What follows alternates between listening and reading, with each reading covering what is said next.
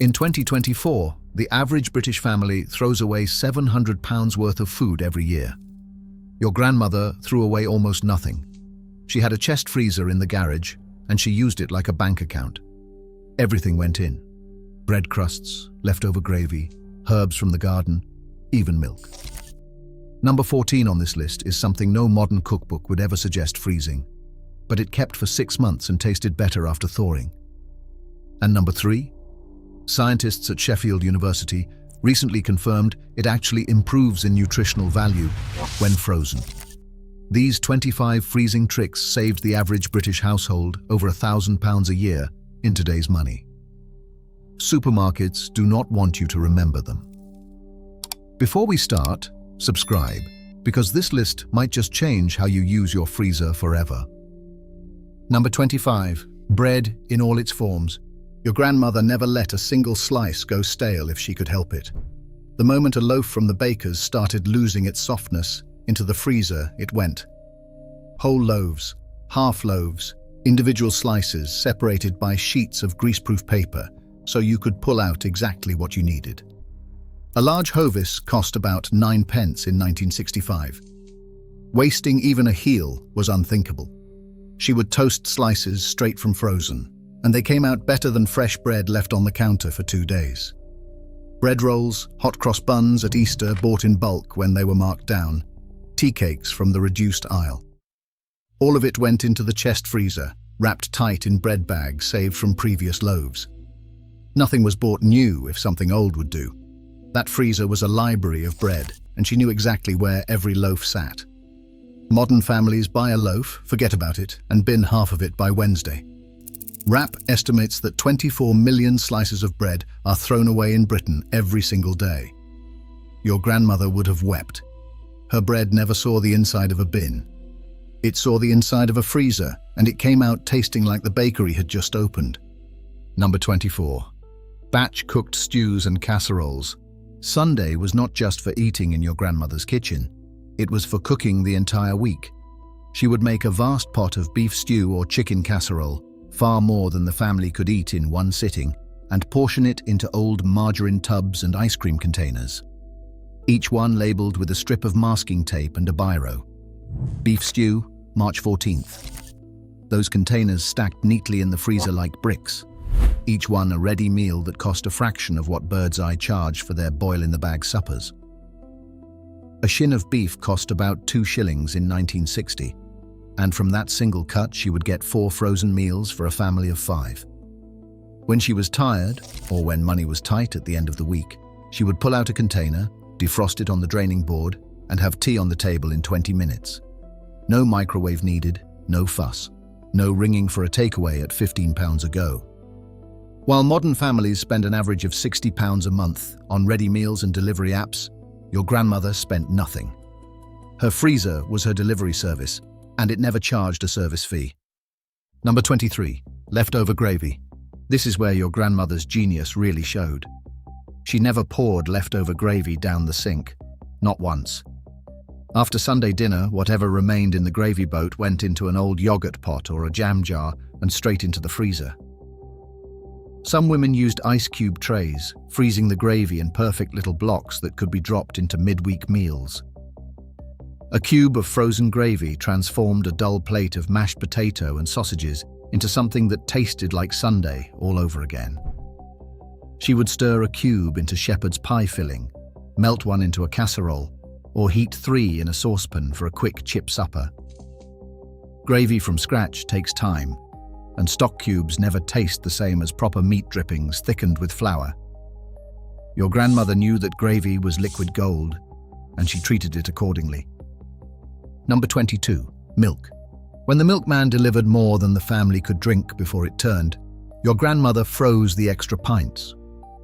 She would pour off a splash first because milk expands when frozen, and would crack the bottle otherwise. That little trick saved countless glass bottles from bursting in the freezer. A pint of milk cost about 5 pence in 1970, but wasting it was a sin in her kitchen. Frozen milk thawed perfectly for cooking, baking, and tea. The texture changed slightly, so she used fresh for cereal and thawed for everything else. Before Christmas, when the milkman took days off, she would stockpile frozen pints so the family never went without. 3 or 4 bottles standing like soldiers in the freezer door, insurance against the holidays. Number 21, herbs from the garden. Your grandmother did not buy those little plastic packets of herbs from Tesco at £1.20 a time. She grew parsley, mint, chives and thyme in the back garden or in pots on the kitchen windowsill. At the end of summer, when the plants were bursting, she would chop them fine and freeze them in ice cube trays topped with a splash of water. Each cube was a perfect portion. 1 cube of frozen parsley into the stew, 1 cube of mint for the lamb gravy. The flavor held for months, far better than dried herbs from a jar. A packet of seeds cost 6pence and produced more herbs than she could use in 3 summers. The freezer made sure nothing went to waste when the frost came. Number 20, banana bread batter fuel. When bananas went brown and spotty on the fruit bowl, your grandmother did not throw them in the bin. She peeled them, dropped them into a freezer bag, and saved them for banana bread. Those frozen bananas thawed into a sweet, mushy paste that was actually better for baking than fresh ones. The freezing broke down the cell walls, releasing more sugar and moisture, which meant the cake came out richer and more tender.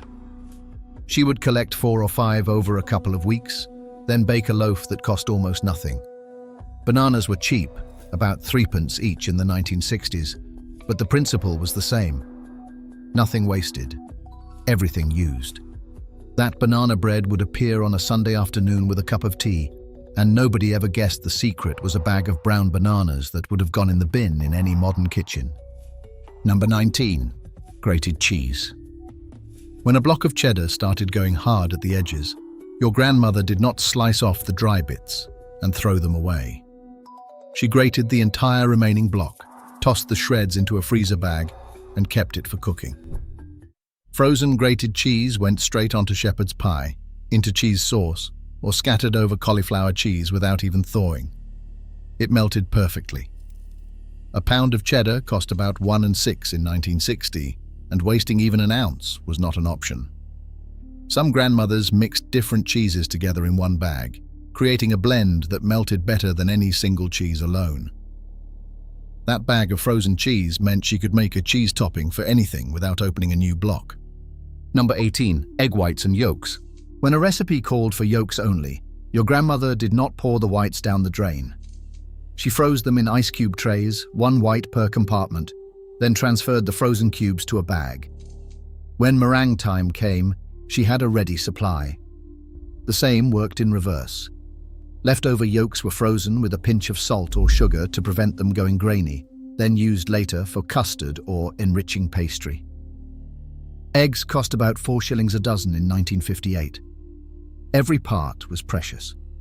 This trick meant nothing from the egg was ever wasted, and she could bake meringues or custard tarts whenever the mood struck without cracking fresh eggs. Number 17, chip shop portions of chips.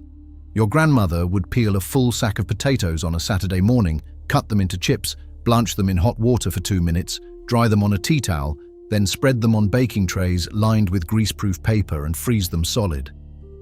Once frozen, she would bag them up in portions.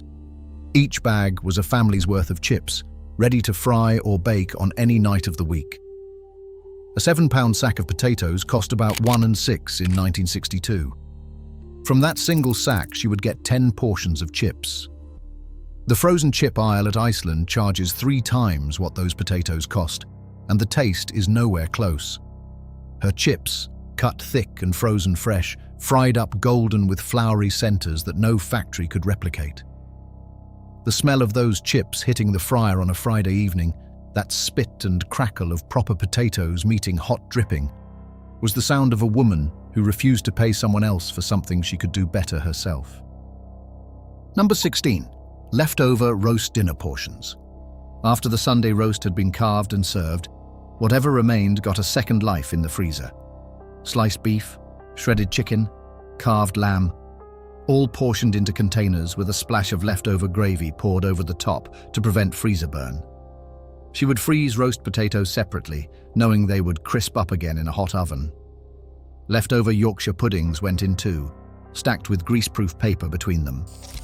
By Monday, The Sunday roast had been transformed into 4 or 5 future meals.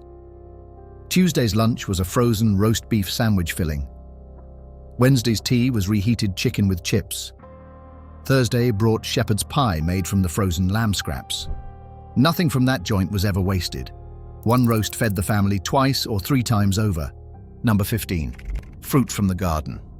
When the apple trees and blackberry bushes produced more than the family could eat, your grandmother spent an afternoon preparing fruit for the freezer.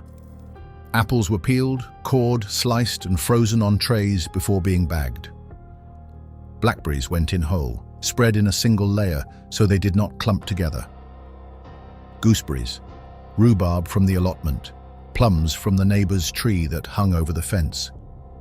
All of it was frozen at the peak of ripeness.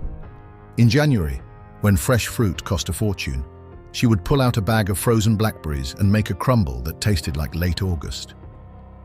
The garden fed the family year-round because the freezer turned a seasonal glut into an endless supply. A bag of frozen blackberries in February was worth more than gold to a woman who could make a crumble from memory with her eyes closed. The children never knew the difference between a fresh summer pudding and one made from fruit frozen 6 months earlier. That was the whole point. Pattern break, the butter trick. Here is something most people have forgotten entirely. Your grandmother bought butter when it was on offer and froze blocks of it for months. Butter freezes perfectly. It keeps for up to a year at -18 without losing flavor or texture. When Anchor or Lurpak went on special at the co-op, she would buy 4 or 5 blocks and stack them in the freezer, like gold bars. Butter prices fluctuated wildly. In the 1970s, the cost of butter doubled in a single year during the dairy crisis. Women who had a freezer full barely noticed. They were eating butter at last month's prices while their neighbors paid through the nose. This one trick alone could save a family £40 a year in today's money. Supermarkets rotate butter offers every few weeks deliberately, knowing most people buy 1 block at a time. Your grandmother bought 10 and laughed all the way to the chest freezer. Number 13. Cooked rice. Your grandmother cooked a massive pot of rice and froze individual portions in cling film parcels. Each parcel was flattened thin so it would defrost quickly, and she could have rice on the table in 3 minutes by dropping a frozen parcel into a pan of boiling water or heating it in the microwave when they finally arrived in kitchens. A bag of long-grain rice cost a few pence and produced enough portions for a fortnight. This was decades before Uncle Ben started selling microwavable rice pouches at £1.50 each. She was making her own instant rice for almost nothing. The trick was cooling the cooked rice quickly, spreading it on a baking tray so it did not sit warm and breed bacteria. She knew this instinctively, long before food hygiene certificates existed. Number 12. Pastry dough. Short crust and puff pastry were made in large batches, rolled into discs, wrapped in greaseproof paper, and frozen. When a pie was needed, she pulled out a disc, let it thaw for 20 minutes, and rolled it straight onto the dish. No measuring, no rubbing in butter, no floury mess on a Tuesday evening. A batch of homemade pastry cost pennies in flour and fat. Just Roll frozen pastry did not appear in supermarkets until the late 1970s. And when it did, it cost 5 times what homemade cost. Your grandmother had been making her own frozen pastry for years. She just did not put it in a cardboard box and charge 2 shillings for it. Number 11. Sausages bought in bulk. When the butcher had a special on sausages, your grandmother bought 4 or 5 pounds at once. She separated them into meal-sized portions, 4 sausages per bag for a family of 4, wrapped them tight and froze the lot. A pound of pork sausages cost about 1 and 8 in 1960. Buying in bulk from the butcher rather than the supermarket saved at least 20%. Those frozen sausages meant she always had the makings of toad in the hole, bangers and mash, or a full fry-up without a special trip to the shops. The freezer turned a good deal into weeks of dinners. Number 10. Cake. Your grandmother baked cakes in advance for birthdays, Christmas, and church fetes, freezing them uniced so they stayed fresh. A Victoria sponge could sit in the freezer for 3 months and taste exactly as it did the day it was baked. She would thaw it overnight, then ice and decorate it the morning it was needed. This meant she could bake when she had time and serve when she had guests, instead of panicking the night before. Some women froze slices of fruit cake individually, wrapped in foil, pulling one out with a cup of tea when a visitor called unexpectedly. A homemade cake cost about 2 shillings in ingredients. A bought one from the baker's cost 7 or 8. The freezer made her kitchen a bakery that never closed. Number 9. Soup by the gallon. Soup was never made in small quantities in your grandmother's kitchen. She would fill the biggest pot she owned with vegetables, bones, lentils, or whatever needed using up, and simmer it for hours. The result was portioned into old containers and frozen in a stack that could last a month. Leek and potato, pea and ham. Scotch broth thick enough to stand a spoon in. Each container was a complete lunch, heated on the stove in 10 minutes. A homemade soup cost almost nothing when made from vegetable peelings and a ham bone the butcher gave away for free. Tinned soup from Heinz cost 9p and tasted like salted water by comparison. Her soups had body, depth, and the kind of flavor that only comes from real bones, simmered for hours until the marrow surrenders. The labels on her frozen containers were a menu. Pick one, heat it, eat like a queen for the price of vegetable peelings and an afternoon's patience. Number 8. Blanched vegetables, runner beans from the allotment, garden peas shelled on the back step, cauliflower broken into florets. Your grandmother blanched them in boiling water for 2 minutes, plunged them into cold water to stop the cooking, then froze them on trays before bagging. This preserved the color, texture, and vitamins far better than tinning or drying. In winter, when fresh vegetables were expensive and poor quality, she would cook frozen runner beans that tasted like July. The blanching was the key. Without it, frozen vegetables turned mushy and grey. She knew the science without knowing the science. Blanching deactivates enzymes that cause flavor loss and discoloration during freezing. Food scientists confirmed this decades later. Your grandmother just called it common sense. Birdseye charged premium prices for what she did in her own kitchen for the cost of seeds and boiling water. Number 7. Breadcrumbs. Every bread end, every stale crust, every crumb too small for toast was grated or blitzed and frozen in a bag that grew steadily fuller over the weeks. Those breadcrumbs went into everything. Coating fish before frying, topping a macaroni cheese, binding meatballs, stuffing a chicken. A bag of shop-bought breadcrumbs cost money for something that was literally waste bread. Your grandmother created a never-ending supply from scraps that other families threw away. The freezer bag of breadcrumbs sat in the door, always topped up, always ready. It was the most efficient recycling system in the kitchen. Number 6. Bacon rashers. Your grandmother separated bacon rashers with squares of greaseproof paper before freezing them in a stack. This meant she could pull out exactly 2 rashers for a sandwich or 4 for a fry-up without defrosting the whole packet. Bacon was expensive relative to wages in the 1960s, and a half-pound pack could not be wasted just because it had been opened. The greaseproof paper trick prevented the rashers from welding together into a frozen pink brick. Simple, clever, and something the packaging industry did not adopt for decades. Number 5. Mashed potato. Leftover mash was scooped into portions, frozen on a tray, then bagged. Those frozen mounds of potato became the topping for cottage pie, the filling for potato cakes fried in dripping, or a quick side dish reheated with a knob of butter. Making mashed potato from scratch takes 20 minutes of peeling, boiling, and mashing. Having it ready in the freezer turned a 30-minute tea into a 10-minute tea. Smash Instant Potato appeared in 1969 and sold itself on convenience. Your grandmother had been freezing real mashed potato for years, and hers actually tasted of potato. Pattern break. The Markdown meat strategy. This was not luck. It was military precision. Your grandmother knew exactly when the supermarket marked down its meat. Late on Saturday afternoon, the butcher's counter would slash prices on anything that would not keep over the weekend. She would arrive at 4:30, fill her basket with reduced lamb chops, pork joints and mince, then go straight home and freeze the lot. Monday's mince cost her half what it would have cost on Monday morning. Some women did this at multiple shops, timing their visits to catch the yellow sticker reductions. A chest freezer full of markdown meat could save a family over £500 a year. The supermarkets thought they were clearing waste. Your grandmother thought she was robbing them blind. And in a way, she was. She was beating the system with nothing more than a carrier bag and a chest freezer that hummed quietly in the garage. The women who did this talked to each other. They shared intelligence like spies. Marks & Spencer reduces at 3:30. Morrison's does it at 5. Sainsbury's puts the yellow stickers on at 4.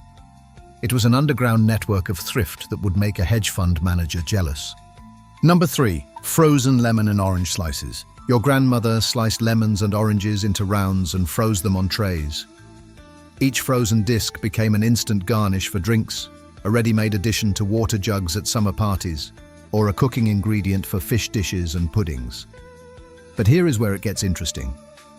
Researchers at Sheffield Hallam University found that freezing citrus fruit actually breaks down the cell walls, making the beneficial compounds more bioavailable when consumed. The freezing process released more vitamin C and flavonoids than fresh slices provided. Your grandmother did not know the chemistry.